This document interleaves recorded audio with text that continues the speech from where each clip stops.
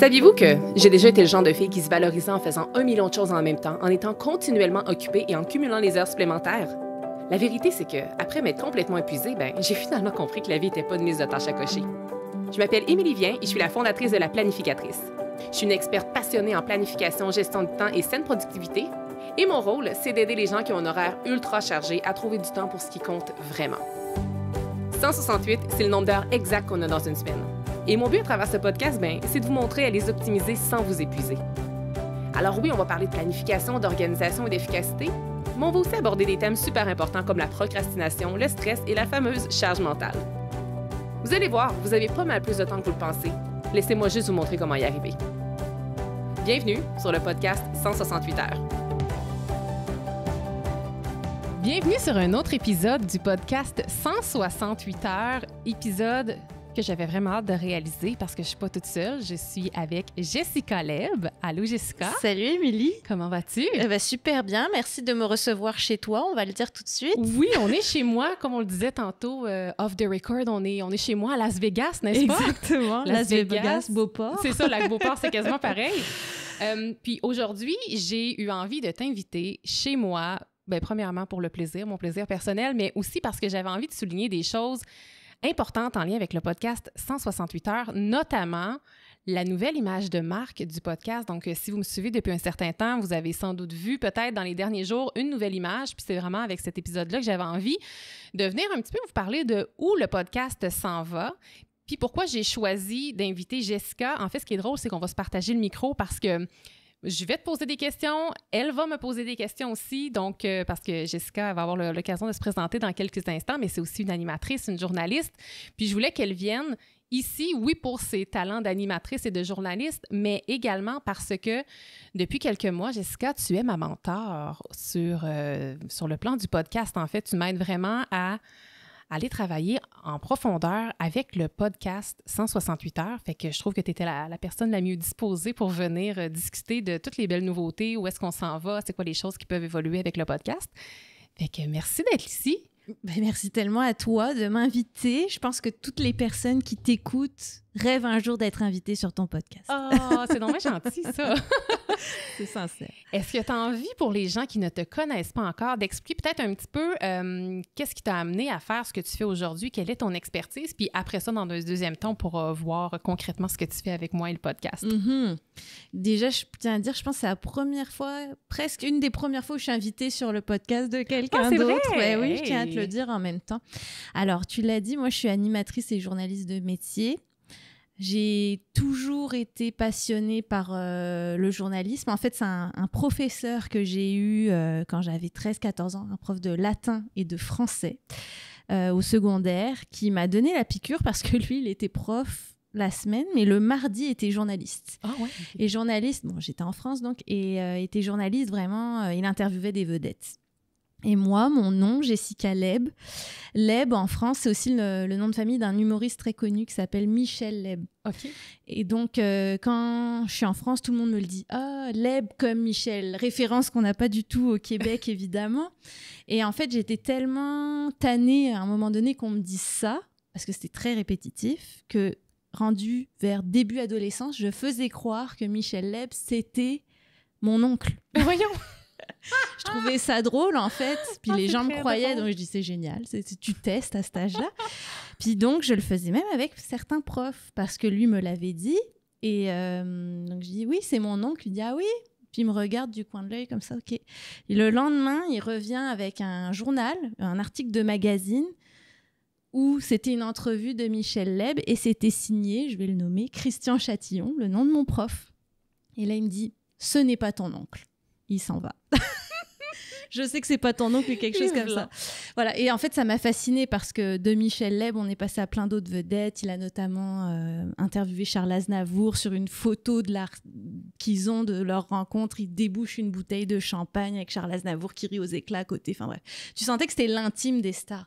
Puis en fait, j'ai compris à ce moment-là que en devenant journaliste, dans ma tête de fille de 13-14 ans, j'allais interviewer des vedettes. Et moi, j'adorais ça à ce moment-là. Et je dis, waouh, je vais pouvoir interviewer n'importe qui. Évidemment, la route n'est pas comme ça. Mais c'est beau de partir avec ça, par exemple, parce que c'était comme la vision que tu avais du haut de tes 13-14 ans, tu sais. Exactement. Je me dis, si mon prof de français d'une petite ville là, est capable de faire ça, je peux y aller aussi, quoi. Et en fait, la vie m'a menée à interviewer beaucoup d'artistes. Donc, déjà en France, j'ai collaboré dans une web radio, donc on est au début des années 2000. C'est totalement obscur pour les gens faire de la web radio, parce que c'est de la radio juste sur Internet. Aujourd'hui, ça paraît banal, mais à l'époque, c'est juste énorme que c'est plus juste sur la bande FM. Et donc, je commence à faire ça. Et là, du haut de mes 19 ans, j'interviewe les premiers artistes, les premières personnalités connues, très connues en France, parce qu'Internet... faut se rappeler au tout début, en tout cas en France, au bout du courriel, c'est la personnalité où c'était très facile. Il n'y avait pas tout le barrage qu'on a aujourd'hui. C'était pas l'équipe, là, tu sais, ou les relations, là, c'était vraiment... Donc, si je voulais interviewer un tel, je le trouvais assez facilement via son site officiel ou les tout débuts de Facebook. Donc, comme ça, j'ai réussi à interviewer des personnalités connues en France, mais vraiment très, très connues. Là, je te dirais des équivalents d'animateurs à TVA, Radio-Canada, qui sont très, très populaires aujourd'hui et qui le sont encore aujourd'hui. Et c'est ça. Et en fait, mon arrivée à Québec, c'est un stage à la radio CKRL, qui est la plus ancienne radio communautaire francophone au monde, donc c'est quand même pas rien. Mais moi, je devais rester juste 3 mois à Québec. Puis finalement, j'ai rencontré mon chum aussi à ce moment-là, qui l'est toujours. Et puis ça s'est super bien passé. Puis au Québec, on a cette chance de te confier des choses rapidement si tu as du talent, je pense, si tu es motivé aussi. Et donc, on m'a fait confiance très, très, très, très, très rapidement. Et j'ai interviewé beaucoup d'artistes aussi ici, que je ne connaissais absolument pas, parce qu'on ne connaît pas grand-chose de la culture québécoise en France. Puis, j'ai appris mon métier comme ça pendant 10, 11 ans, et j'en ai interviewé énormément. Donc, journaliste culturel dans ma vie d'avant. Mais ça répond même pas à ta question. Non, mais j'adore ce parcours-là, parce que tu vois, je veux dire, je connaissais le big picture, mais je connaissais pas les dessous de ça. Les détails. Les détails. Et donc après, ce qui mène au podcast, donc j'ai été journaliste culturelle à Québec pendant 10-11 ans. Je me considère encore journaliste culturelle. C'est des mandats que je prends encore, de l'animation à la radio. Moi, la radio, c'est mes premières amours, mais j'ai aussi travaillé à l'écrit, à la télé aussi. Et puis après, la vie a fait que j'ai eu l'appel de l'entrepreneuriat, en fait, parce que je me suis retrouvée à un poste de direction à la radio, direction de la programmation. Donc là, on gère les bénévoles, parce qu'une radio communautaire, c'est ça, c'est beaucoup de bénévoles qui viennent faire de la radio comme loisir. Donc, il y en a qui sont là depuis très longtemps, d'autres qui sont nouveaux, il faut les former, il faut les accompagner, etc. Puis, de toute cette expérience-là, puis la pandémie a aussi apporté son lot d'expérience, j'ai dit, OK, je pense que l'entrepreneuriat, c'est fait pour moi. J'avais atteint un poste de direction dans cette radio-là, que peut-être vous ne connaissez même pas si vous êtes à Québec, mais ça reste que j'avais carte blanche sur beaucoup de projets, et que de redevenir journaliste culturel, entre guillemets, de base, il n'y a pas de sous-métier, mais dans un plus gros média, juste parce qu'il y a plus d'audience et que c'est plus connu, je me disais, est-ce que c'est vraiment là où je veux aller ? Et en fait, l'entrepreneuriat me permettait d'avoir des projets différents, comme ce que je fais aujourd'hui, c'est d'accompagner les entreprises dans leurs projets de podcast. Mais ce que je ne m'attendais pas à faire, c'est de faire des audits de podcast, comme je le fais avec toi, où là, le podcast existe déjà. Puis c'est de faire un état des lieux, de se dire, OK, voilà mon podcast, j'ai des écoutes. Toi, tu étais déjà proche du 100 000 écoutes au moment où tu m'as approché. Je dis, maintenant, je fais quoi ? Tu sais, c'est comme si comme dans une entreprise, on ne voit pas l'étape d'après. La démarrer, c'est une chose, mais après, on fait quoi après cette phase 1? Exact. Fait que tu as comme créé ton métier. Ouais. Tu as bâti ton avion en plein vol, pour reprendre l'expression. C'est beau. J'aime l'image de l'avion en plus. Ouais. Mais ouais, c'est ça. Mais toi, qu'est-ce qui t'a donné... Bon, là, j'ai un peu donné la prémisse, mais qu'est-ce qui t'a donné envie d'amener ton podcast plus loin? Parce que tu parles beaucoup dans tes épisodes de... se lancer dans un projet, c'est beaucoup d'efforts, est-ce qu'on va tenir la cadence et tout ça, mais là, tu as passé le fameux cap dont on est en train de parler. Oui, exactement. En fait, je crois que c'est dans l'épisode 50 que j'en ai parlé, puis je ne vais pas tout répéter ce que j'ai dit dans cet épisode-là, mais dans cet épisode-là, je parlais à quel point j'avais sous-estimé la puissance du podcast. Et moi, au début, je me suis lancée dans le monde du podcast pour remplacer le blog. Je pensais que ça allait être d'égal à égal, mais c'est pas du tout la même chose. Il y a des gens à toutes les semaines qui m'écrivent pour me dire « je viens de te découvrir », ce qui fait que j'avais pas autant de découvertes spontanées comme ça via le blog. Fait que j'avais vraiment sous-estimé la puissance du podcast. Puis aussi, je ne m'attendais pas à aimer autant ça. Puis, troisièmement, je pense que je ne m'attendais pas à ce que ça donne autant de résultats aux gens. Parce qu'il y a une panoplie de conseils, pratiques. J'ai vraiment l'impression qu'avec le podcast, que j'accompagne plus directement ma communauté, que je suis avec vous pendant que vous faites la navette entre le travail, pendant que vous faites votre vaisselle, pendant que vous pliez vos vêtements. Fait que la proximité est beaucoup plus proche. Je pense que vous avez une facette de moi plus authentique encore, parce que quand on est derrière une page blanche et des mots, c'est pas la même chose que quand il y a une voix. Derrière la voix, il y a l'émotion, il y a plein de choses. Fait que je me sens plus proche finalement de ma communauté qui est, on va se le dire, quand même grandissante. Puis, c'est très rapidement devenu très clair pour moi que le podcast que je voulais l'amener plus loin. Puis, tu sais, déjà là, il y avait quand même un beau succès. Puis, j'avais envie que ça aille plus loin, mais à un moment donné, there's so much we can do. Je peux pas tout faire. Je connais ma zone de génie. Puis là, à un moment donné, ma zone de génie, elle a comme une limite, tu sais. Fait que je savais que toi, tu te lançais en affaires, que c'était aligné comme ça. Fait que je me disais, je pense que j'avais envie de travailler justement avec toi pour que tu m'aides à voir qu'est-ce qui fonctionne, voir qu'est-ce qui fonctionne moins, tu sais, dans le podcast actuel. Puis si je vais aller plus loin, OK, qu'est-ce qu'on fait? Tu sais, comme la citation très cliché le dit souvent, tu sais, ensemble, on va plus loin. Puis tu sais, je pense que en étant accompagnée par une personne comme toi, mais que je pouvais juste aller plus loin, plus vite, finalement. Puis tu sais, moi, le lien radio-podcast n'a pas été tout de suite évident. Bon, en tant que professionnel de la radio, on est vraiment sensibilisé à l'arrivée du podcast. C'est pour ça qu'il y a autant de médias qui se sont lancés là-dedans. Nous, à CKRL, on n'avait pas les moyens de lancer nos podcasts natifs, etc. Il fallait déjà gérer la radio. Mais c'est le même métier. Tu sais, les gens me demandent parfois capter l'attention par l'audio, maîtriser sa respiration, son débit de parole. Déjà, dans la forme, c'est de l'audio. Donc, les techniques sont les mêmes. Je veux dire, oui, le média se consomme différemment. La radio, c'est en direct, bien qu'on peut écouter en reprise maintenant. Le podcast, c'est quand on veut, dans les habitudes que tu as citées. Mais la manière de le faire, la technique, etc., c'est la même chose. Et ce que j'aime du podcast, et la preuve en est aujourd'hui, c'est qu'on est nomade. Tu sais, je peux t'enregistrer n'importe où si je suis bien équipée. Oui. Donc ça, c'est vraiment super de venir chez toi, d'enregistrer ça. J'ai ramené mon matériel, ça prend 3 fois rien à installer, puis on va atteindre les gens quand tu vas le mettre en ligne. Exactement. Puis est-ce que tu auras envie justement d'expliquer aux gens c'est quoi concrètement que tu fais comme audit avec le podcast en 68 heures? Exact. Alors, l'idée, pour ceux qui sont peut-être familiers avec les audits de réseaux sociaux, donc c'est comme prendre une photo de où en est ton média à ce moment-là, au moment où je le regarde. Ou un audit... réseaux sociaux, ça commence à devenir commun. Je pense que les gens commencent à comprendre. Donc oui, regardez les statistiques, le nombre de vues, etc. Dans ton cas, le nombre d'écoutes. Puis dans le podcast, ce qui est important, puis ça vaut pareil pour la vidéo, c'est pas tant le nombre de vues, c'est combien de temps les gens écoutent. Est-ce que les fameuses vues de 3 secondes sur Facebook, là, si vous êtes attardé à ça, c'est toujours beaucoup plus élevé que les vues de plus de 30 secondes.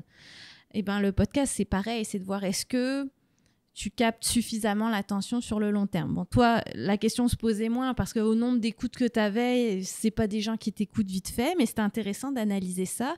Puis au-delà de ça, moi, ce qui m'intéresse le plus, parce que bien que j'ai une formation en médias sociaux, pendant la pandémie, j'ai vraiment accéléré tout ça. Ce qui m'intéresse le plus, c'est le contenu. C'est vraiment ma niche, puis l'entrevue par rapport à mon expérience. Mais qu'est-ce que tu nous racontes? Oui, t'éduques, mais pour qu'on s'attache à toi, pour qu'on ait envie de te suivre, pour qu'on ait envie de te faire confiance, pour qu'on ait envie d'acheter ton programme croissance, il faut que tu m'apportes du plus. C'est comme si éduquer, ça suffit plus parce que, mine de rien, ton podcast, c'est du contenu gratuit que tu offres. Il y a des personnes qui t'écoutent au podcast religieusement qui ne seront peut-être jamais tes clients parce qu'ils n'ont pas les moyens de s'offrir le programme ou qu'ils ne veulent pas investir là-dedans. Puis c'est correct parce que je pense que tu as le sentiment de faire ta part là-dedans. Mais c'est ça, comme tu le disais, le podcast offre une proximité.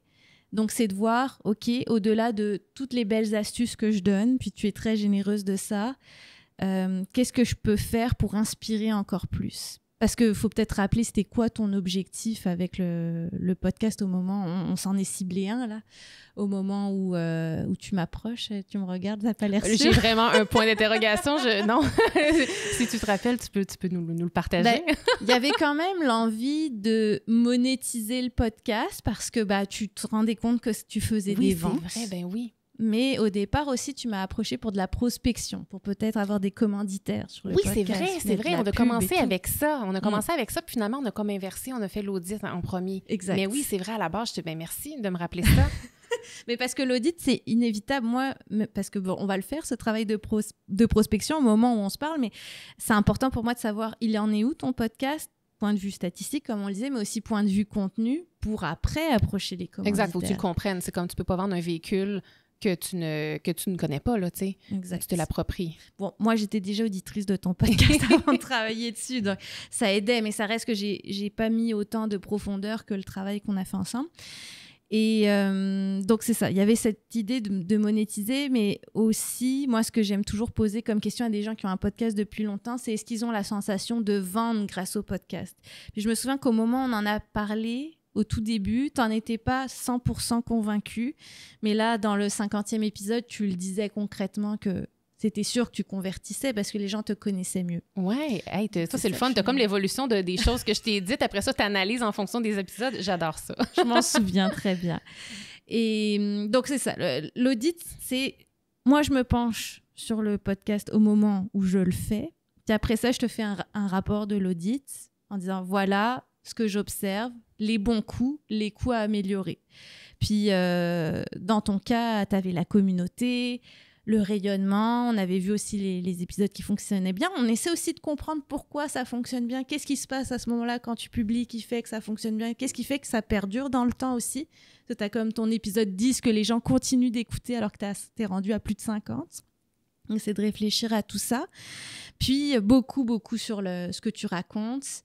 Puis moi, j'ai une approche très storytelling aussi, dans le sens de comment ta vie de tous les jours et surtout tes expériences passées vont inspirer les gens qui t'écoutent et s'identifier à toi, parce que c'est ce qu'on recherche dans tout ce qu'on fait, dans une série qu'on regarde, un livre qu'on lit, une personnalité qu'on aime suivre sur les médias sociaux. Il faut que je puisse m'identifier. Ou alors, si tu as une vie que je n'ai pas, il faut quand même qu'il y ait des choses où je puisse me raccrocher pour m'attacher à toi.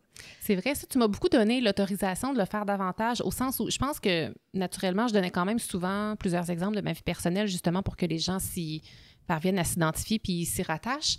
Mais à travers l'audit mentor qu'on a fait ensemble, justement, c'est comme si tu me donnes l'autorisation de parler encore plus en profondeur de trucs personnels, des choses.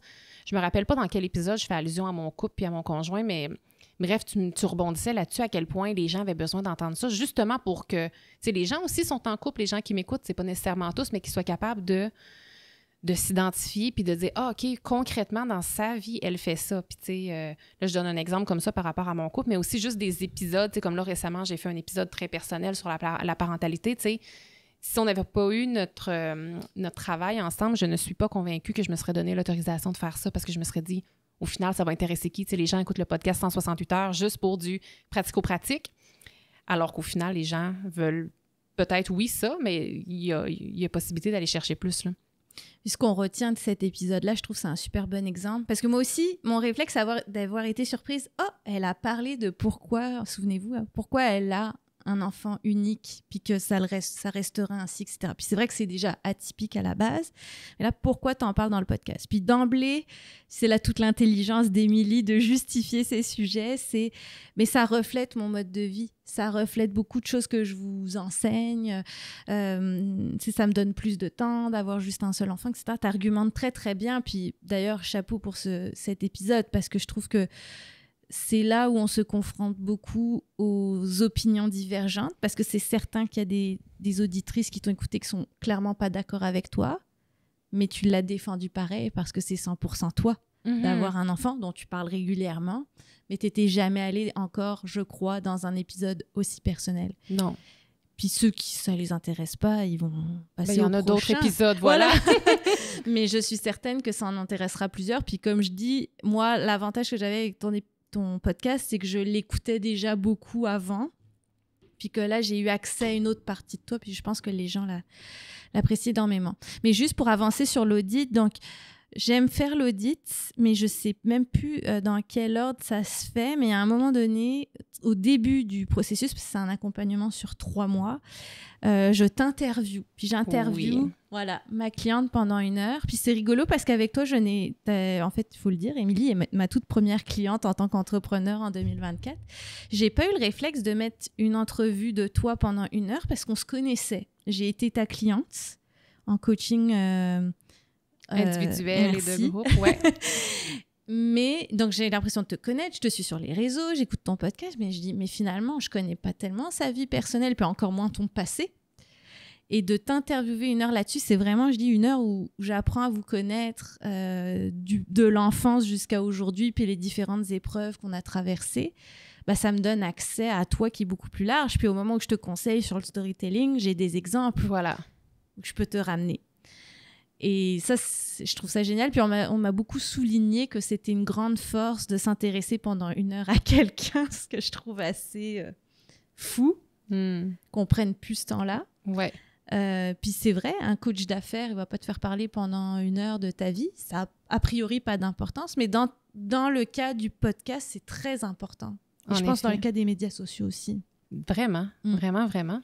Puis à travers justement l'audit mentor et à travers ton expérience à toi, ça serait super intéressant si tu as envie de partager. À ton avis, c'est quoi un grand point fort du podcast 168 heures que faudrait vraiment comme que je continue de faire? Et ensuite, ce serait quoi un point à travailler? Tu sais, des choses que tu as vues. Oui, si ça te tente de partager ça. Ben oui. Alors, tu vois, je trouve que la question reflète la réponse de la première question. Parce que ce qu'on n'a pas dit... Donc, j'interviewe la personne pendant 1 heure, puis après, 1 fois par mois, on se rencontre, puis on travaille quelque chose pendant 90 minutes selon l'objectif établi. Puis tu m'avais aussi dit dans tes défis, malgré que c'est la planificatrice, la difficulté de planifier tes épisodes à long terme, les sujets solo, puis les sujets invités, les épisodes avec invités, si vous remarquez, il n'y en a pas tant que ça dans le podcast 168 heures, mais c'est parce qu'Émilie a beaucoup de crainte à interviewer des gens. Ça te demande beaucoup de préparation, c'est très lourd, t'as pas encore l'habitude, mais en même temps, parce que tu le fais pas beaucoup, c'est très long. C'est à force d'en faire que tu vas aller plus vite. Absolument. Mais là, tu m'as donné des devoirs, puis on dirait que là, j'ai comme hâte d'avoir des invités. J'ai vraiment pris confiance, puis entre autres, parce que je veux le partager, parmi un des devoirs que j'ai eu à faire, il fallait que j'analyse des entrevues d'Oprah. Oprah Winfrey. Oui, exactement. Puis, en tout cas, j'ai pris conscience que je me mets une pression démesurée parce que c'est comme si j'ai l'impression que si j'invite quelqu'un, c'est comme si je dois devenir journaliste. C'est comme si je passe quelqu'un en entrevue, en interview, alors qu'à un certain moment, Oprah, elle parlait juste d'une conversation, d'une discussion. Puis tu sais, moi, dans la vie, je suis pas journaliste, puis je veux pas le devenir, j'ai pas cette ambition-là. Puis, mais par exemple, je suis très bonne pour avoir des discussions avec les gens. Tu sais, ça, là, je peux m'accorder cette qualité-là. Je suis vraiment bonne pour avoir des discussions avec les gens.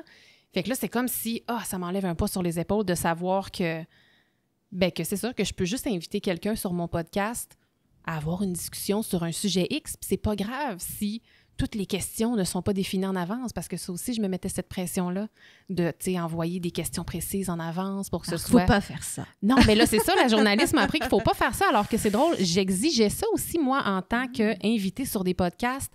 Il y a des personnes qui me disaient, non, nous, c'est spontané, puis après ça, ben OK. Mais sinon, je disais, moi, je vais avoir les questions au moins tant de jours d'avance pour me préparer. Oui, mais là, ça, j'ai tout appris ça avec toi. Oui. Ce qu'on peut dire déjà aux gens qui seraient surpris d'entendre ça, c'est que vous êtes les experts de votre sujet. Si vous êtes invité sur un podcast, c'est parce que vous êtes expert. Donc, logiquement, tu n'as pas besoin de te préparer. On t'invite, oui, pour ton expertise, mais pour ton expérience aussi. Puis l'expérience, me semble, quand on se plonge dans nos souvenirs, dans nos anecdotes de clients, etc., on n'a pas besoin de réviser ça. Oui. Et en fait, un journaliste, déjà, c'est contre-éthique, c'est-à-dire que dans l'éthique du journaliste, on n'envoie jamais les questions à l'avance, même si on nous les demande. C'est vraiment dans le code de déontologie. Très important. On doute parfois quand c'est des politiciens et tout, mais je vous confirme, on n'a pas le droit de le faire. Sinon, on va contre notre éthique.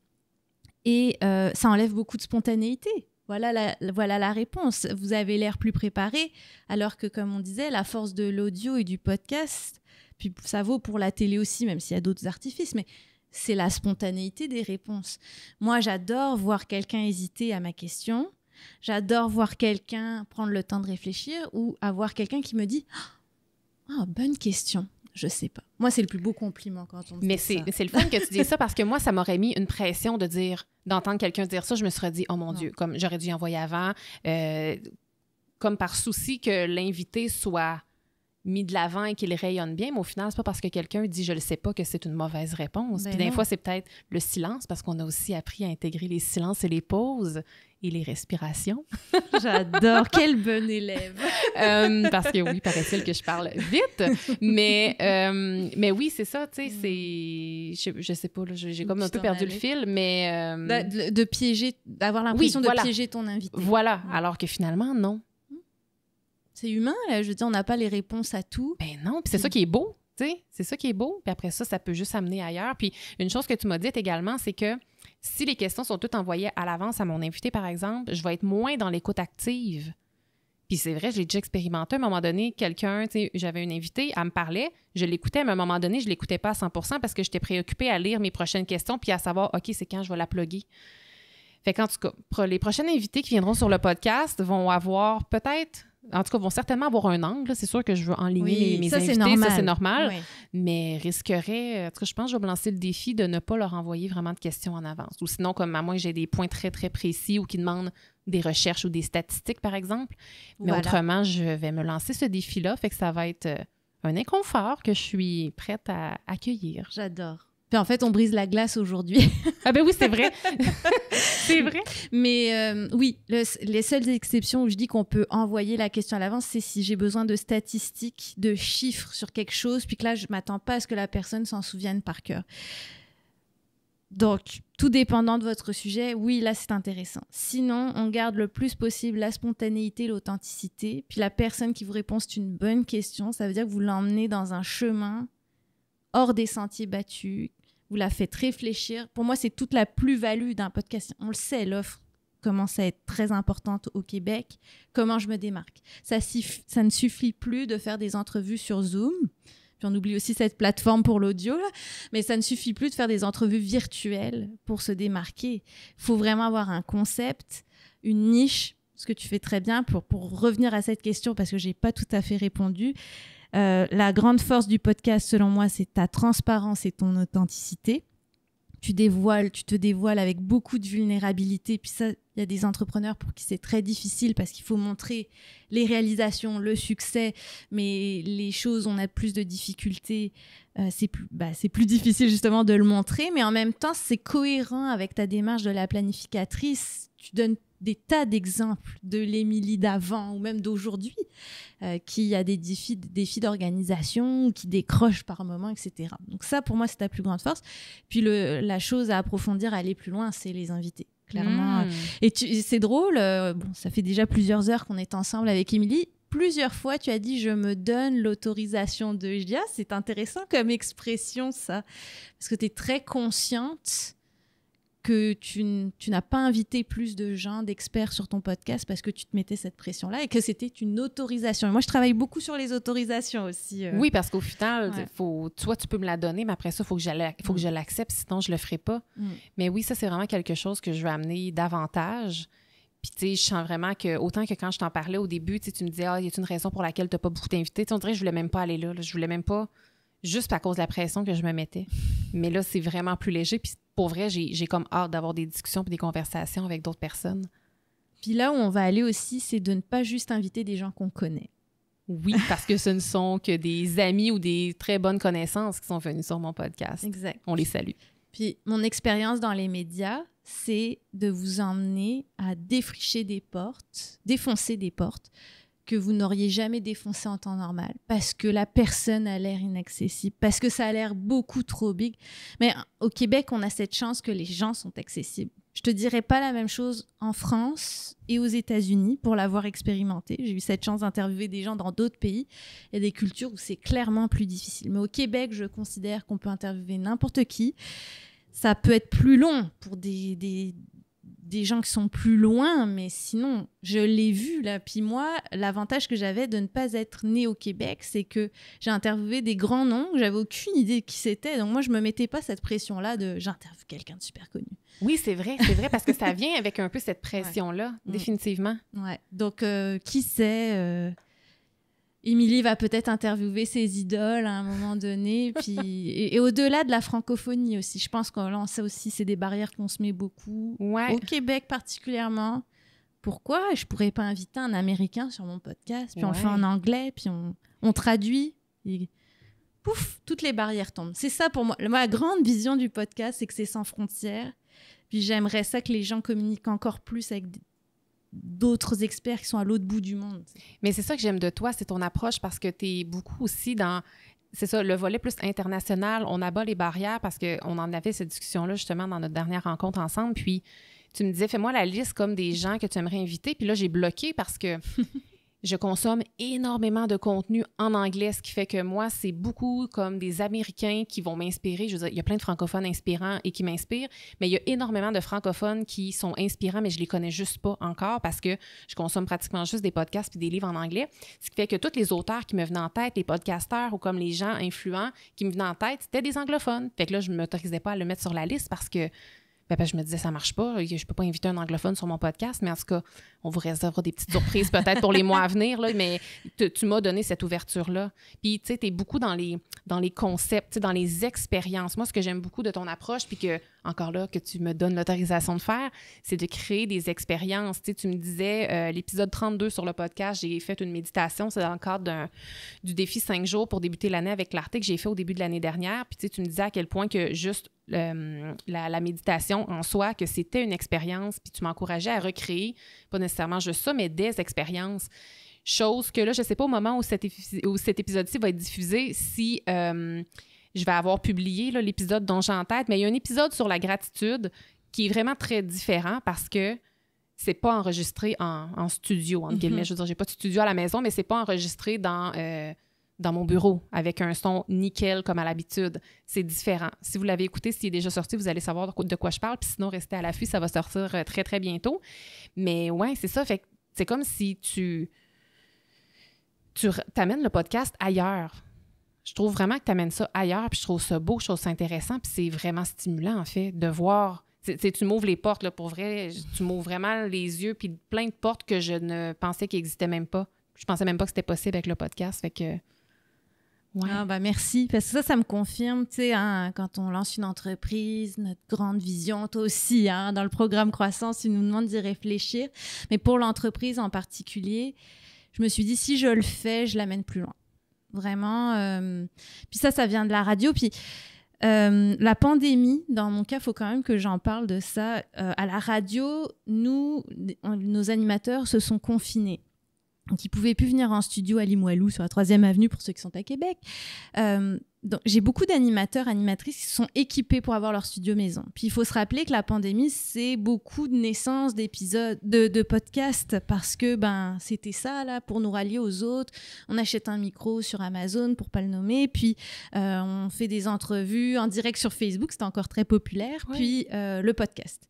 Mais maintenant, ça y est, il n'y a plus de barrières sanitaires, etc. On peut enfin se retrouver, se voir. Donc, voyons-nous, allons à la rencontre des gens. Moi, c'est pour ça que j'ai fait ce métier de journaliste. Je voulais rencontrer les gens. Puis, on me demande souvent, et toi, quand est-ce que tu lances ton podcast? Puis, c'est pas vrai que je le ferai en virtuel. Je veux voir les gens. Puis, s'il faut que moi, je me déplace pour aller les rencontrer avec grand plaisir, parce que c'est ma grande passion de voyager, ne serait-ce qu'à Montréal. Mais oui, c'est ça. Pour moi, c'est ça le concept. Puis c'est là aussi où le podcast peut aller plus loin. La télé et la radio l'ont fait avant nous. Ça existait déjà. Mais là, avec le podcast, on a comme un moyen de plus pour aller se rencontrer. Donc, j'y crois beaucoup.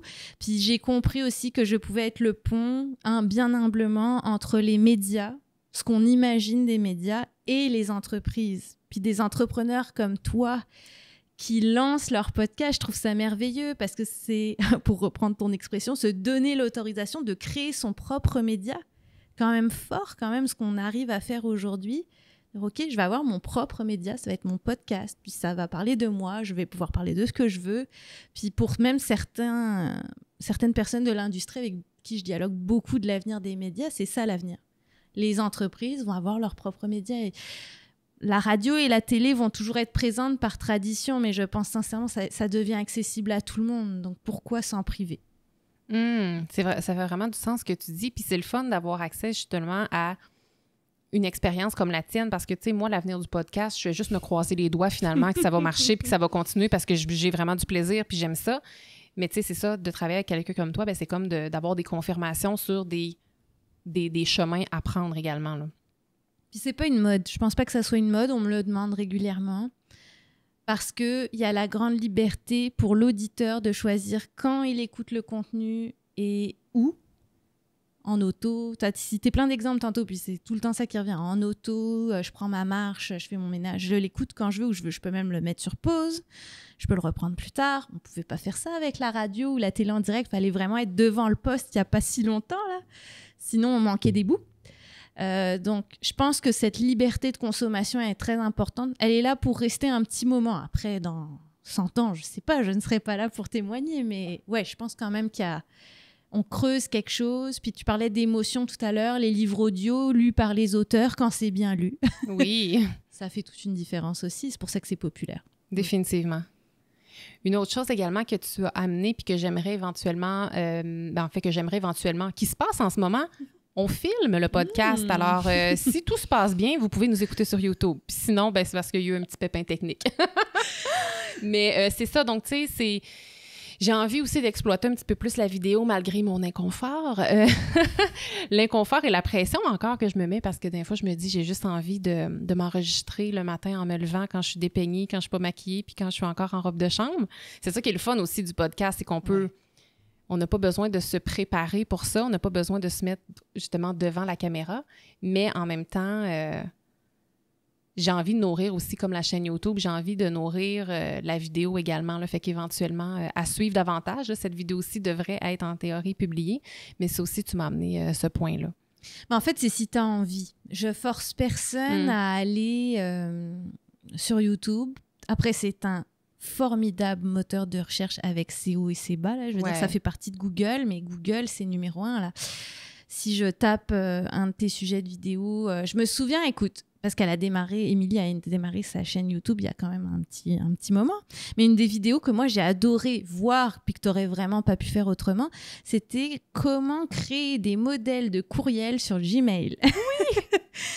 Puis j'ai dit, waouh, c'est génial. Puis j'étais contente de tomber sur un tutoriel, parce que évidemment tu partages ton écran, etc. Puis tu l'expliques en 5 minutes, parce que ça prend vraiment pas plus de temps que ça. Et j'ai aimé ça, tomber sur le tutoriel d'une Québécoise. En plus, on a la proximité, je vis aussi à Québec, qui m'explique comment faire. Puis je pense que YouTube, pour ça, même si on a accès au contenu du monde entier, bah, quand on tombe sur le contenu de quelqu'un qui habite proche de chez nous ou quoi, bah, ça crée quelque chose. Mais après, je sais que tu es écouté de partout. Mais voilà, on profite du moteur de recherche de Google, donc c'est quand même pas négligeable. Après, c'est très difficile, la game de YouTube.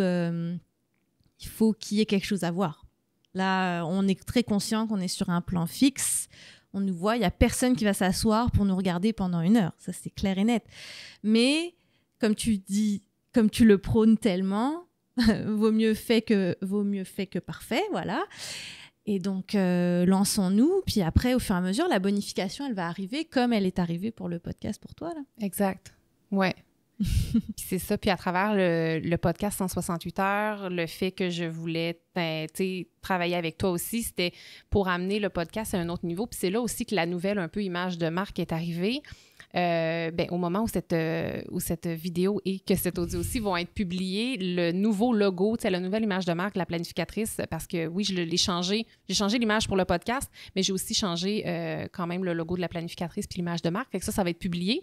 Mais au moment où on enregistre, je l'ai montré ce matin, là, ça n'a pas encore été publié, le nouveau logo. Fait que ça va comme un peu avec la... J'ai travaillé beaucoup sur j'ai travaillé dans la dernière année avec Karine et Dave Ruel. Ils ont été mes coachs, mes mentors. C'est entre autres grâce à eux que j'ai mis en place mon merveilleux programme d'accompagnement, le programme Croissance, duquel justement tu es cliente. Et en travaillant avec eux, j'ai vraiment comme retravaillé sur mon... comment je dirais ça? Sur mon autorité. On dirait, je sais pas si c'est le bon mot, mais comme sur mon positionnement, sur mon autorité, sur... pas que j'avais pas confiance avant, mais là, c'est comme on passe au prochain niveau. Puis j'avais vraiment envie, avec le podcast, de passer au prochain niveau. Tu sais, j'avais fait mon premier tour avec la première année. Ça fonctionnait bien. Tu sais, j'aime bien faire un tour de roue une fois avant de voir si on poursuit, puis comme à quel point j'aime ça, puis à quel point j'ai du plaisir. Puis c'est ça, avec eux, avec leur coaching, ça m'a vraiment aidé à aller plus loin. Puis, tu sais, c'est ça, je ressentais vraiment le besoin comme juste de changer la couverture du podcast parce que je m'identifiais déjà plus à celle que j'avais créée 1 an auparavant. Alors que ça avait déjà été tout un défi pour toi de créer cette image-là, sûrement au moment où tu devais Absolument. le faire. Parce que tu l'as fait toi-même. Oui, j'ai fait ça moi-même dans Canva. Mais là, pas la nouvelle. La nouvelle, on salue ma merveilleuse photographe Geneviève Le Sillard ainsi que ma designer graphique Caroline Poirier, qui ensemble ont fait un beau travail que vous pouvez admirer. Mais je ne l'ai pas encore vu, donc j'ai très hâte de voir. Tu avais juste vu la photo. La photo, ouais, mais pas encore le rendu final. Non. Mais c'est beau de voir toute la réflexion que tu as autour de ton entreprise, puis qu'encore une fois, tu partages dans ton podcast. Je pense que c'est pour ça que c'est autant écouté. Les gens ont l'impression de te connaître. Puis j'ai déjà eu cette discussion avec des personnes qui te suivent. Ça devient quand même fabuleux quand je rencontre des personnes qui ne sont pas donc dans ta communauté. Bon, il y a le programme Croissance, où là, on est plusieurs à évidemment suivre le programme.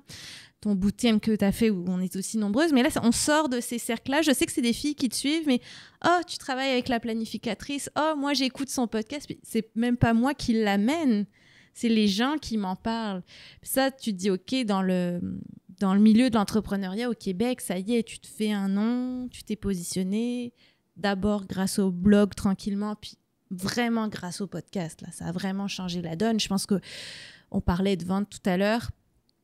Oui, c'est beaucoup d'investissement de temps, d'énergie. Toi, tu as fait une mini-formation aussi à tes tout débuts pour savoir quand même par où commencer. C'est quelque chose que je me fais demander aussi. Mais voilà, pourquoi tu y crois encore autant aujourd'hui? On a parlé de toutes ces vertus-là. Mais pour la vente, je pense que ça peut être intéressant d'en parler quand même parce qu'il y a beaucoup de gens qui hésitent à dire mettre autant d'efforts pour peut-être pas vendre beaucoup. Comment tu le vois ça? Parce que tu as quand même eu des opportunités qui ont découlé du podcast. Absolument, absolument. Tu sais, c'est sûr, quand j'ai lancé le podcast, j'ai eu beaucoup de clients là, qui ont découlé parce que je pense que, tu sais, lire une page de vente sur un service, c'est bien, mais d'entendre la personne, on peut analyser, OK, est-ce qu'elle est cohérente? Est-ce que ce qu'elle dit, ça fait-tu du sens? Mais oui, donc en fait, moi depuis le départ, là, tu sais, mettons son recul de 5 ans avec la planificatrice, depuis le début, j'ai toujours été très à l'aise avec donner du contenu. Je sais qu'il y a plusieurs entrepreneurs qui veulent comme garder le contenu, ils ont peur de trop en donner, ils se disent « il ne faut pas que j'en donne trop parce qu'il faut à un moment donné des revenus, il faut que les gens payent pour en avoir plus ». Puis je le comprends, mais moi, j'ai jamais eu peur de donner. J'ai toujours, tu sais, dès mon jeune âge, mais c'est pas dès mon jeune âge, mais dès mon début en entrepreneuriat, j'ai compris que c'est en donnant. Tu sais, c'est la loi du donnant-donnant. Là. Quand tu donnes, tu reçois. C'est comme, je sais pas c'est quelle loi, cette affaire-là, mais ça existe, une réalité. Et je sais qu'en donnant, c'est là que les gens sont capables de comprendre c'est quoi la qualité. Parce que si je donnais rien, les gens, ils sauraient pas comme que j'offre du bon contenu, que je suis pertinente dans mes propos, que je sais de quoi je parle, puis que surtout que mes conseils fonctionnent pour vrai. Donc, dans le podcast, oui, on donne énormément, mais tu sais, j'ai toujours été super à l'aise avec ça. Puis, je savais, comme j'aimerais donner une explication plus scientifique que ça, mais c'est juste que moi, je savais au tout départ, qu'en donnant beaucoup à travers le podcast, que je recevrais beaucoup. Fait que là, oui, directement, il y a eu des clients qui sont découlés de ça, mais aussi, tu sais, à tous les jours, il y a des nouvelles personnes qui me découvrent, par exemple, sur Spotify. Je sais pas, moi, cette personne-là, une fois qu'elle intègre mon univers, peut-être qu'elle va m'acheter mon agenda quand il va sortir dans quelques mois, dans quelques semaines. Ils vont peut-être un jour s'inscrire à un de mes webinaires. Ils vont peut-être jamais rien acheter, comme tu le disais tantôt. Mais c'est pas grave parce que j'ai pas le souci de vendre à chaque individu qui est dans mon univers, tu sais. C'est sûr qu'il faut faire des ventes. Quelque part, c'est une entreprise. Mais, tu sais, moi, mon souci, c'est d'aider un maximum de gens à mieux gérer leur temps puis à trouver du temps dans leur horaire chargé, justement, pour ce qui compte vraiment. Mais la vente est comme... Ça vient, là. Ça vient. Et parce que les gens sont curieux, hein, tu le sais, Émilie. Ouais. Quelle vente, exactement? Tu as parlé de l'agenda. Est-ce que tu penses que ça t'a déclenché? Est-ce que tu es capable un peu de tracer qu'est-ce que les gens achètent après t'avoir écouté? En fait, c'est ça. Il y a des ce qui est le fun avec l'accompagnement, c'est que les gens vont me le dire. Là. Hey, je t'ai découvert grâce au podcast, grâce à tel épisode, j'ai su que je voulais travailler avec toi. Fait que ça, c'est du direct, c'est super intéressant. Autrement, sinon, parfois, selon certains liens d'inscription que je mets dans mes show notes, parfois, il y a une trace qu'on peut aller voir là. Sinon, par exemple, l'année passée, j'ai vu beaucoup plus de ventes d'agenda qu'avant, plus d'inscriptions aussi à mon événement de dévoilement dans lequel il y a des ventes qui sont générées quand même. Après ça, dans mes formations en ligne, ça me donne une tribune de plus aussi pour en parler plus en détail, pour expliquer concrètement c'est quoi. Fait que ça me permet de promouvoir ces choses-là. Puis oui, je sais que ça crée des ventes. Puis là, pendant que je te parle, j'essaie de penser si j'oublie d'autres sources de revenus. C'est vrai, je fais des formations et conférences parfois en entreprise, puis je sais qu'il y en a qui m'ont découvert par là. Donc, ou qui me disent, hey, comme cet épisode de podcast-là, ça serait le fun de créer une formation dans notre entreprise pour ça. Fait que, comme je crée du contenu qui est personnalisé, ben, je sais que c'est grâce à cet épisode de podcast-là qu'ils ont envie de recréer ça dans leur entreprise. Donc, quand même, tu vois, tu l'as dit, c'est une vitrine de notoriété, de crédibilité aussi, parce qu'on écoute quand même ce que tu nous racontes. Mais moi, je dis aussi pour des gens qui veulent faire des conférences, si je veux t'engager comme conférencière, je veux savoir comment tu t'exprimes. Donc, oui. Le podcast, il n'y a pas meilleur moyen. J'ai juste la voix. Elle ne peut pas me mentir. J'ai toute l'émotion, le débit de parole. Donc, oui, le visuel, c'est important si tu gesticules, etc. Mais on se concentre sur l'essentiel. Le message, puis la manière dont tu t'exprimes. Ça, c'est super important pour les conférences. Parce qu'il faut capter l'attention pendant 45 minutes, 1 heure, parfois même 20 minutes. Il faut être concis, droit au but. Donc, moi, je trouve ça merveilleux. Pour moi, c'est un outil marketing, le podcast. C'est-à-dire qu'il faudrait vraiment, dans vos heures prévues pour l'entreprise, que ça soit comptabilisé dans les heures de marketing. Puis ce qui est génial avec le podcast, c'est que du podcast peut découler tout le contenu des réseaux sociaux parce que tu vas te extraire un audio du podcast que tu vas publier sur tes réseaux sociaux. Tu peux trouver une citation de ton invité ou que toi t'as dit que tu mets en carrousel. Le contenu recyclable du podcast est assez infini parce que tout ce qu'on dit en 1 heure, c'est combien de publications sur Instagram? C'est vrai, là. C'est énorme, là. Mm-hmm. Donc, moi, c'est aussi ça que quand les gens me parlent du podcast, que oui, c'est de l'énergie, c'est beaucoup de temps, etc. Ouais, mais tu vas pouvoir le recycler pour plein de choses. Limite, ta création de contenu réseaux sociaux pour le mois, si tu fais un épisode par semaine, ça peut être juste ce qui découle du podcast. Puis, en parlant du podcast, t'amènes des gens à l'écouter parce que ça attise la curiosité, etc. Ça devrait être juste cyclique.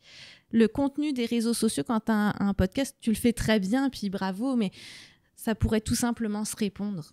Absolument. Ça n'a pas besoin d'être du contenu original pour Instagram, original pour Facebook. Sincèrement, ça ne vaut pas la peine vu les caprices des algorithmes. Ah, tellement. Puis, tu sais, nous, en tant que créateurs de contenu, souvent, on se met une pression démesurée juste parce qu'on a l'impression que les gens vont voir qu'on se répète. Mais en même temps, souvent, c'est les gens qui nous suivent le plus qui ont besoin parfois d'un rappel. Exact. Dans le podcast, après ça, sur Instagram, puis après ça, en story, tu sais. Fait que, ouais, t'as totalement raison. Ça me fait penser à tes stories où tu donnes tes 3 conseils. Là. Oui. Donc, une story, un conseil, puis à la fin, tu dis lequel de ces conseils vous a le plus aidé. Puis parfois, c'est les 3. Voilà. Mais effectivement. Puis moi, je dois ajouter qu'au bootcamp que tu as fait pour lancer ton programme Croissance, moi, le grand plaisir que j'ai eu de voir d'auditrices, en fait, oui, le bootcamp était offert à une somme très, très accessible. Là. C'était modique, mais si elles dépensent un 37 $ pour le bootcamp, elles peuvent devenir des plus grandes clientes par la suite. J'étais la première, sincèrement, quand j'ai commencé à consommer de la formation, à mettre les petits prix, beaucoup de gratuits, les petits prix. Puis maintenant, tu en parles aussi. Moi, ça y est, je peux dépenser des milliers de dollars pour un programme si je sais que ça va changer la donne, si ça va m'aider. Puis aussi, ce que vous ne retrouvez pas sur le podcast que Émilie offre dans son programme, c'est la personnalisation. C'est-à-dire, oui, je vais écouter tous tes conseils sur le podcast, je vais les appliquer à la lettre, j'ai ton infolette, j'ai Instagram. Mais quand ma situation précise arrive sur une situation dans mon emploi ou dans mon entreprise, à qui je parle, qui est compétent, qui peut m'aider pour mon organisation ou peu importe. Puis même, je trouve avec ce sujet-là, on touche aux décisions d'affaires. T'as aussi quand même beaucoup d'employés donc qui peuvent te parler des dilemmes qu'elles ont avec leurs supérieurs, comment en parler, un collègue qui est trop envahissant dans la distraction, peu importe. Puis ça, c'est des conseils précis. Oui, je l'ai déjà entendu, ce conseil-là, dans un épisode de podcast, mais le fait que tu vas me répondre précisément à ma situation, c'est ça l'accès que je viens chercher. Puis on n'a pas parlé de la communauté aussi dans le programme Croissance, qu'on salue, Oui! des entrepreneurs et des employés vraiment incroyables, une entraide. Puis c'est rigolo parce que c'est un peu timide encore. Là, moi, je suis à mi-parcours, j'ai pris le 6 mois.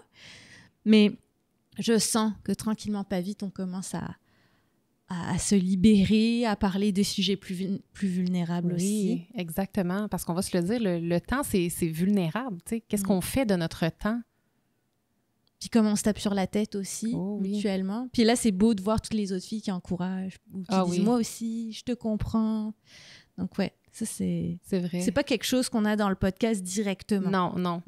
Mais tu parlais de coaching, tu sais, avoir accès à des conseils personnalisés et tout. Puis une des choses qu'on a parlé lors de notre dernière séance aussi en audit mentor ensemble, c'est que peut-être essayer d'amener une certaine forme de coaching parfois en podcast pour faire un peu expérimenter ça aux auditeurs, aux gens qui nous écoutent, parce que tu me disais que, bon, non seulement tu écoutes le podcast 168 heures, mais souvent tu écoutes aussi les entrevues où je suis, moi, invitée comme invitée, tu sais.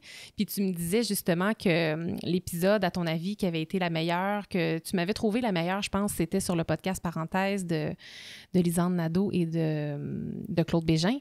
Puis c'est ça, justement, parce que si vous l'avez écouté, vous allez comprendre, mais je suis vraiment plus en mode coaching. Je suis vraiment plus en mode, je vous écoute, posez-moi votre question, parlez-moi de votre réalité, puis je vais vous aider en fonction de ça. Ils ne me posaient pas des questions, c'est quoi les 3 meilleurs trucs pour gérer tes priorités? T'sais, on n'était vraiment pas là. Fait que c'est ça, je pense que je vais essayer d'intégrer une certaine forme.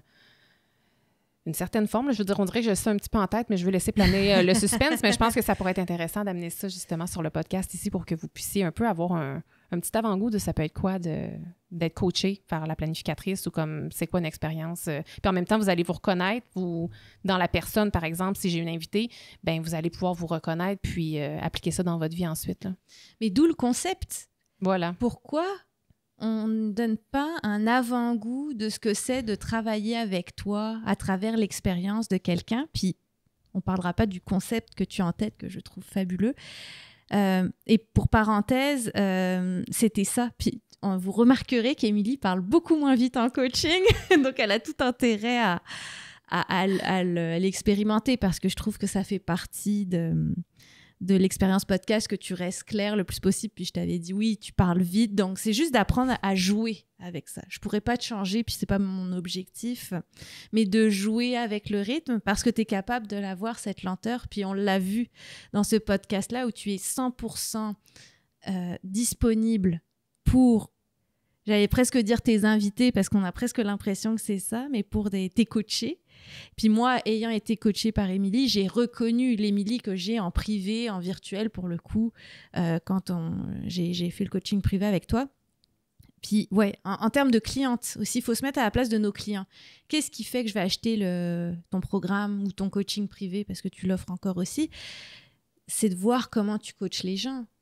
Puis tu sais, pour les artistes, c'est exactement ça. Si je vois un spectacle d'un artiste sur YouTube ou à la télé, si j'adore l'énergie qu'il a sur scène, bah, ça va peut-être me donner envie d'aller le voir encore plus que quand je l'écoutais sur disque où tout est bien parfait, puis j'ai pas l'énergie de la foule, je vois pas la prestation scénique de l'artiste. Donc c'est un petit peu la même chose. C'est de voir en action pour se dire « Ah ouais, j'aimerais tellement ça qu'elle se penche sur ma situation ». Moi, je suis une grande consommatrice de tirages de tarot, je vais la nommer, de Cynthia l'inspiratrice, qui est québécoise, qui est de Québec aussi. Puis je lui dis aussi à Cynthia, waouh, c'est génial parce que tu nous fais vivre l'expérience du tarot. Elle fait des tirages génériques, mais j'ai l'impression qu'elle me parle à moi. Puis bon, le tarot a toutes ces grandes vertus, là, mais j'ai l'impression qu'elle me parle à moi. Donc, c'est sûr que moi, si je la connaissais pas, j'aurais booké le tirage pour aller plus loin. J'ai envie. Tu sais, les dégustations, les supermarchés. Les dégustations. Fais-moi goûter, j'y vais aller l'acheter, le produit. Fait que c'est d'intégrer un peu plus ça dans le podcast. Ouais. Je crois. C'est sûr. Je veux dire, c'est tout bénéfique. Le client, il a besoin d'avoir confiance avant d'acheter. Ouais. Donc, ça en fait partie. Ah, magnifique. Et là, c'est drôle, on est comme dans une situation différente parce qu'on se pose toutes les deux des questions. Moi, je regarde mes notes. J'ai quand même, je pense, bien couvert les choses que j'avais à dire. De ton côté, est-ce que tu as l'impression qu'on a des éléments qu'on n'a pas encore explorés, que tu aimerais qu'on explore ensemble? Pour te mener vers le mot de la fin, parce que je sais que là, Émilie, comme animatrice, t'es pas sûre, mais là, pour vous donner une idée, j'ai dit on a une rencontre par mois pendant 3 mois pour l'audit mentor que tu as nommé, donc l'audit de podcast. Notre 3e rencontre approche, ça devrait être dans le prochain mois. Puis le prochain devoir, justement, qu'elle a, c'est créer son calendrier de contenu pour être plus organisée dans... ça se fait drôle à dire. Je ne suis pas organisée. Non, mais planifier mieux tes épisodes à venir, parce que quand on est en solo aussi, je pense que c'est plus facile d'y aller spontané, parce que tu m'as dit, tu t'installes maintenant en 3 secondes pour faire ton podcast, ton micro est déjà branché. Mais là, le but avec les invités, effectivement, ça va être de sortir de ta zone de confort. Je ne sais pas quel est le bilan à mi-parcours que tu fais. Tu as nommé plein de choses, mais là, en résumé, d'avoir pris un accompagnement podcast, parce que je suis aussi consciente que ça défriche d'autres choses que juste le podcast. Donc, qu'est-ce que tu considères que ça a pu t'apporter, peut-être en dehors du podcast? Hey, mais on dirait que c'est comme si ma vision est à la fois du podcast et de mon entreprise, présentement, là, en ce moment, je vois des choses que je n'aurais jamais pensé voir il y a quelques mois quand on a commencé à travailler ensemble, parce que le podcast, c'est maintenant partie intégrante de mon entreprise. Donc, s'il y a des changements là-dedans, ça a un impact sur l'entreprise au complet. C'est pas juste sur le média en soi. Fait que là, c'est comme une expansion de vision qui va beaucoup plus loin, puis qui est beaucoup plus claire, puis qui est vraiment plus le fun. Puis tu sais, c'est pas que c'était plate avant, là, mais c'est encore beaucoup plus le fun, beaucoup plus trippant. Où est-ce que je me vois m'en aller? Puis ça, toutes ces choses-là, je voyais pas ça il y a 3 mois. Merci. C'est fou, hein, ce que tu peux faire aux gens. Mais t'es gentille. Encore une fois, je vais reprendre tes mots. Là. Moi, je ne fais que t'accompagner là-dedans. Ce qu'elle me répond quand je lui dis « Mais tu m'as tellement aidé à m'organiser. » Et je pense aussi de faire tomber des frontières. Je comprends à quoi tu fais allusion. On a parlé des entrevues en anglais, inviter des gens à l'international. Si on rêve très, très grand, mais je pense que c'est des exemples très grands pour faire réaliser aux gens justement que tout est possible.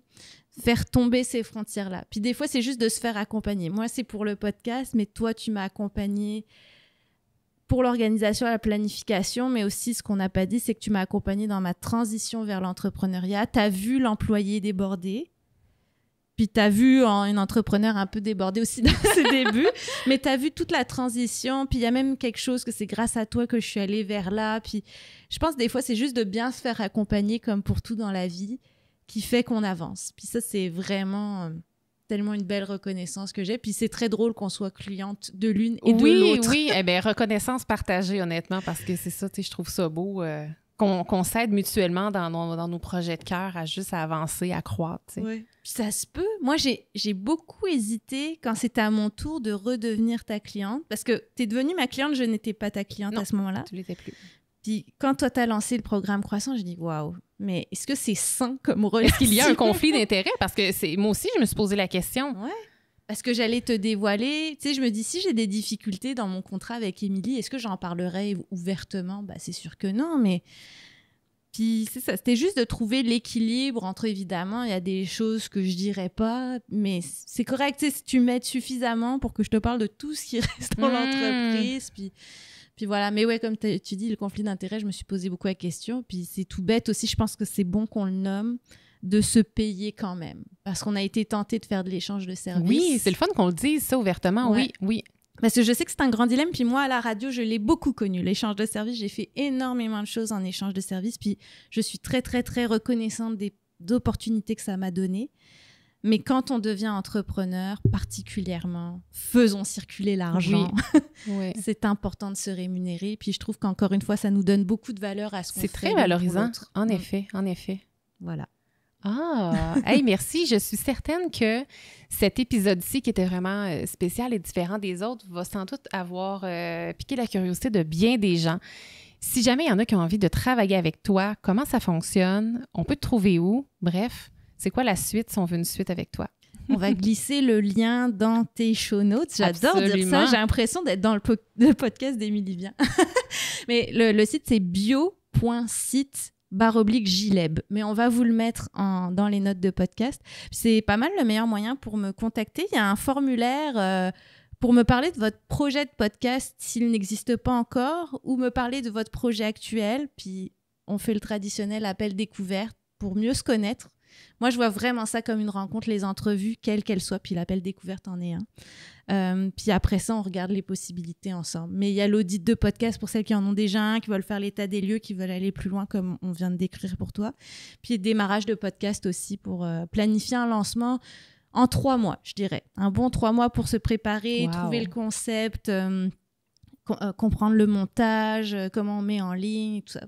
Penser à tous les petits détails pour lancer son podcast, puis bien d'autres choses que j'espère je dévoilerai au grand jour sur le web. Ah, on a très hâte de connaître ça. Puis je pense que justement, si tu continues dans cette lignée-là, il y a sûrement plein de nouveautés que tu ne connais pas maintenant qui vont voir le jour, là. Certains. Ah, hey, merci tellement d'être venu chez moi. Ben, merci de l'invitation encore. C'était vraiment, vraiment agréable d'avoir cette discussion-là avec toi. Puis le fait qu'on soit ensemble, habituellement, les autres invités que j'avais sur le podcast, c'était en virtuel. Ça me donne juste envie. Je veux dire, je ne suis pas équipée. Là, si vous nous écoutez sur YouTube, on a un beau setup. Là, c'est le setup audio de Jessica. Mais ça me donne juste envie d'avoir encore plus de discussions comme ça en présentiel avec les gens. Mais là, je ne suis pas équipée encore. Mais tu es capable, puis je suis là. Merci beaucoup. Merci, Émilie. Merci d'avoir été là. Si cet épisode vous a plu, est-ce que je peux vous demander un petit service? Allez évaluer le podcast 168 heures en lui donnant un 5 étoiles et abonnez-vous pour ne rien manquer. C'est honnêtement la meilleure façon de le faire découvrir aux autres, puis en même temps, ça me témoigne que vous l'aimez. J'ai déjà hâte qu'on se retrouve et d'ici là, assurez-vous de profiter pleinement des 168 heures de votre semaine. À bientôt!